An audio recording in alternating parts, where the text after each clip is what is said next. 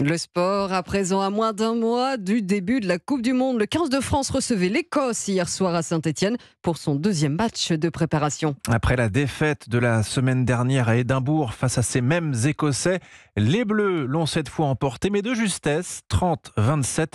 Une copie loin d'être convaincante malgré le retour de nombreux cadres. Maxime Choche. C'est grâce à une pénalité en toute fin de match que les 41 000 spectateurs de Geoffroy Guichard ont fini par exulter. Mais que ce fut dur après avoir encaissé notamment 3 essais face aux Écossais dans les 20 dernières minutes. Le 15 de France aura livré une partie sous forme de montagne russe hier soir.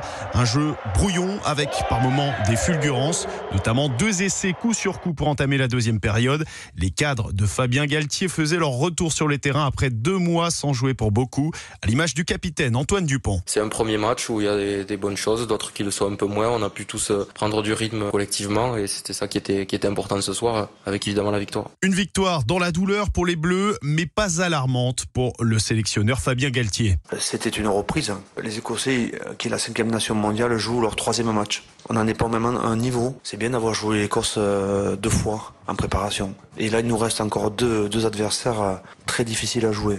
Le 15 de France qui recevra les Fidji samedi prochain à Nantes, puis l'Australie le 27 août, avant le très attendu France-Nouvelle-Zélande en ouverture du mondial le 8 septembre au Stade de France. Maxime Choche pour Europe 1.